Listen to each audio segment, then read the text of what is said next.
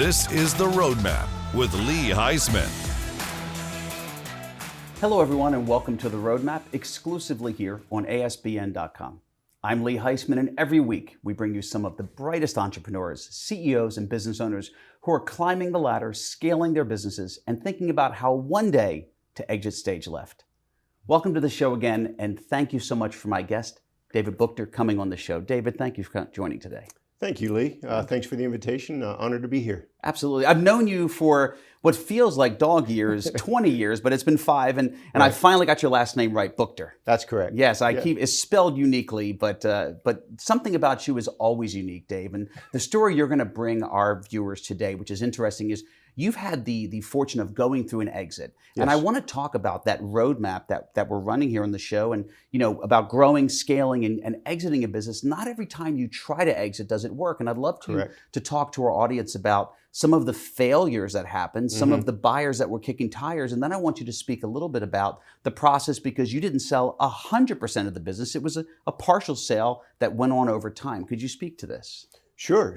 Great questions. So originally, we were not expecting anyone to knock on our door.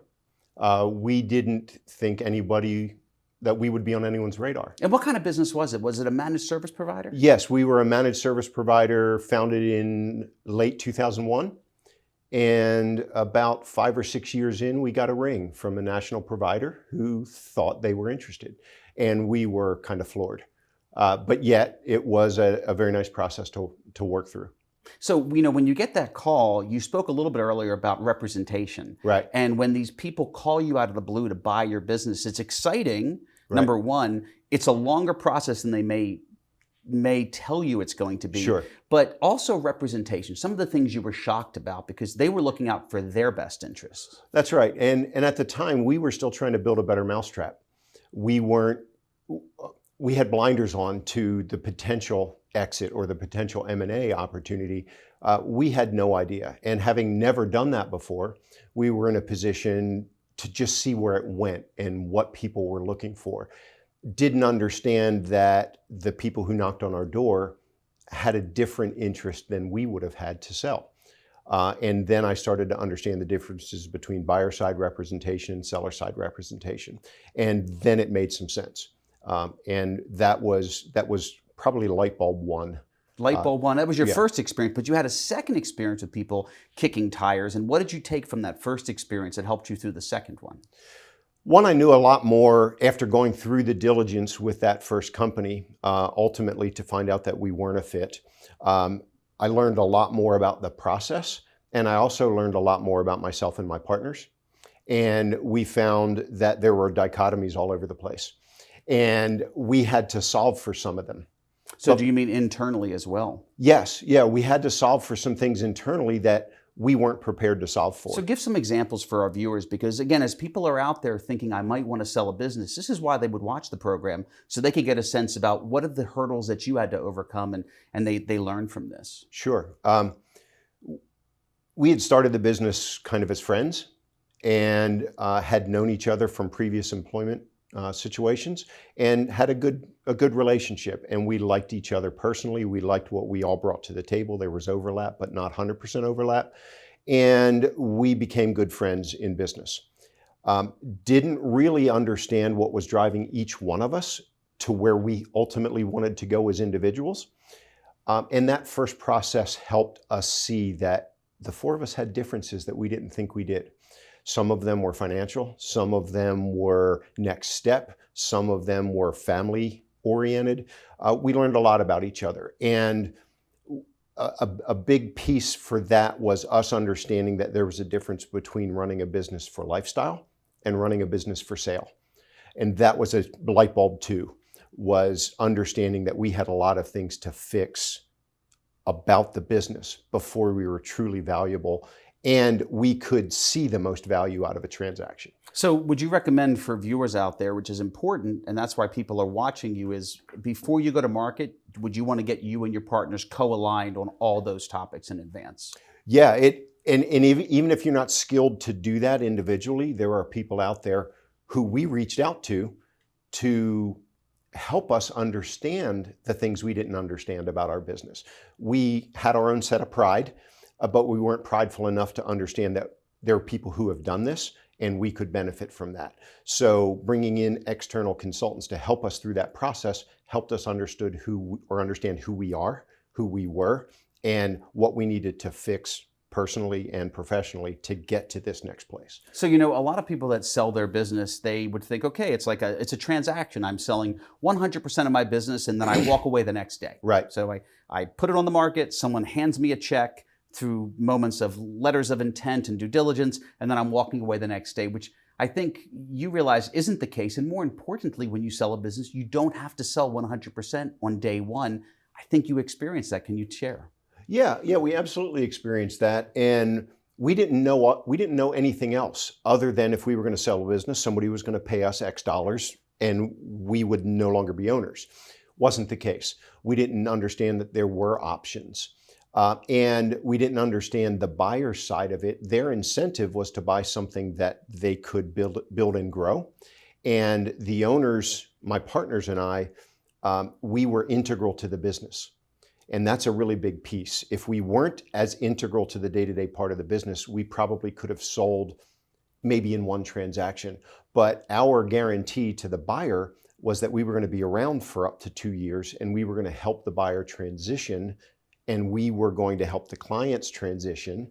And our final earnout was based on how the business operated and grew, or potentially declined. Sure. And that was a big piece for the buyer that we didn't understand. And, you know, that makes sense. If you're integral to the business, they're buying the business itself, the Correct. assets of the business, of Right. course, and also the ownership. So what I always recommend for people out there looking for selling their business is you want to make sure that you always have a quality G2 in your operation. And what I mean by G2 is generation 2. Who's going to take over that business for you when you sell? Or if you go to market, what's going to make it appealing for someone to come in, allow you to leave while you have a quality generation 2 ready to take over that business? That's what we always recommend. Exactly. And if that's not internal, then of the buyer and the buyer's team, who is the people or the person on their team that can fill that role? Of course. But that has to be solved for. So you make the exit. Yes. It's a fundamental paradigm shift, life-changing moment for you when you finally exit out of the business after a few years. And then do you wake up and say, do I go to work tomorrow? What do I do? This is a big gap for a lot of entrepreneurs that sell their business. What did you do, Dave? Right. And that's exactly what happened.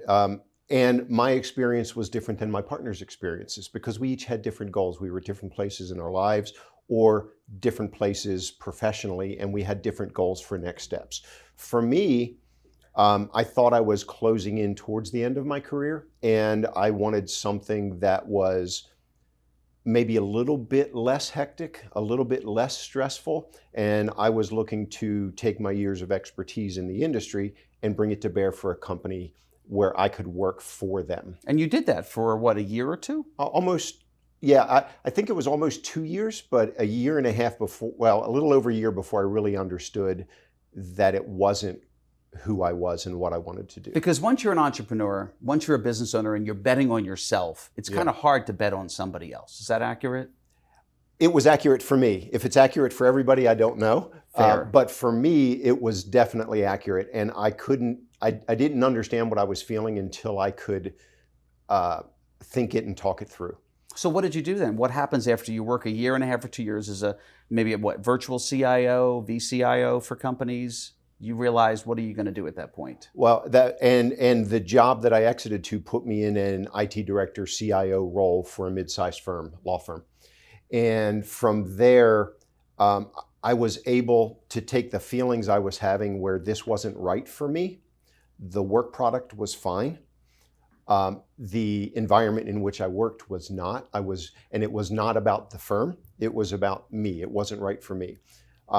But I liked the experience I was gaining doing that full time. And I figured that this particular service offered to maybe smaller organizations who might not be able to have that person on staff I saw a niche there where I think those CIO service could be fractionalized. And so I started crafting and bringing that to market. So you did this about how long ago?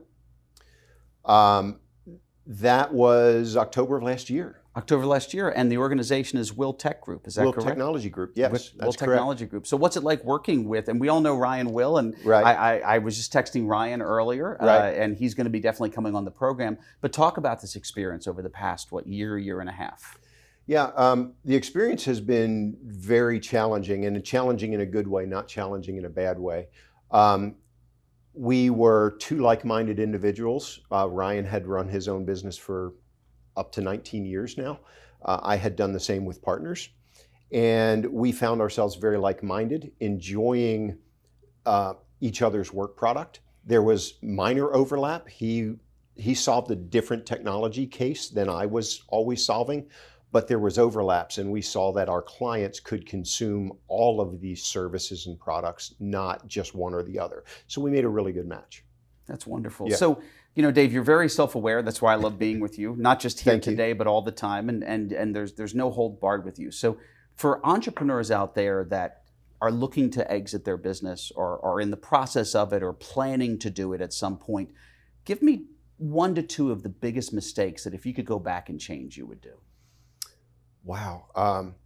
I think early on, 2000 and maybe through 2003, 2004, understanding deferred earnings, understanding that every dollar that comes in doesn't have to be spent or taken.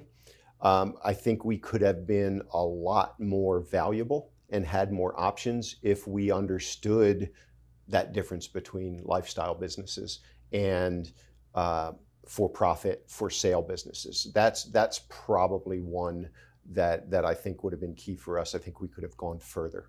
So you're saying before you go to market, if you understand your books and you know you're going to go to market, don't just make it a knee-jerk reaction. Actually start to plan and structure your business about making it a business to make it the most valuable and profitable going into market. Retained Earnings and EBITDA is important to people who want to buy you. Absolutely. And at the time, all of us partners, relatively young families, money was key to us. The finances that the business threw off was key to us. And the buyers have a different take there. Fair, very, very true. And private equity is notorious. Their take is dollars and cents, which is, it is what it is, and that's why they paid the big dollars, but they care very much that the profits are continuing to come in and grow in the correct direction. Correct.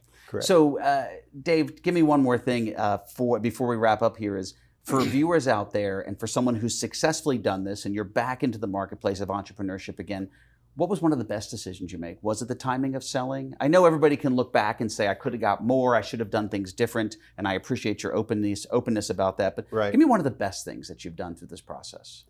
I think it was forming the relationships. Some of my partners and I are still connected. And focusing on the relationships and not necessarily the business. I think we were all passionate about our business, and we followed passion, which was good. We were good at what we did, and the clients supported us. And there was a lot of foundational relationship building that we did, and that carries through to this day. And I learned that as a 22-year-old young consultant, and it's just amazing. It rings true. So relationships. That was very important to me. Kind of like real estate, location. Exactly. Business, relationships.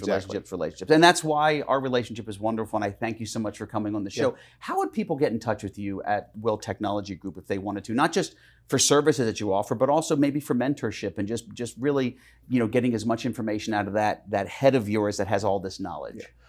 Directly, David at willtechgroup.com. We are on the web as willtechgroup.com. We are a partner of Bridgepoint Technologies, and if you go to bridgepointtechnologies.com, you will see more about our total portfolio, and as well as get to our page, willtechgroup.com. David, thank you so much for coming on the show. You are very welcome. What Thanks for having us. What a treat to have you here. My goodness. I'll get Ryan on the show soon enough. But guys, thank you so much for watching another episode and joining today. I hope the show was insightful for you, as I know it was for me. We hope to see you again next week for another episode of The Roadmap. Thanks for watching The Roadmap with Lee Heisman.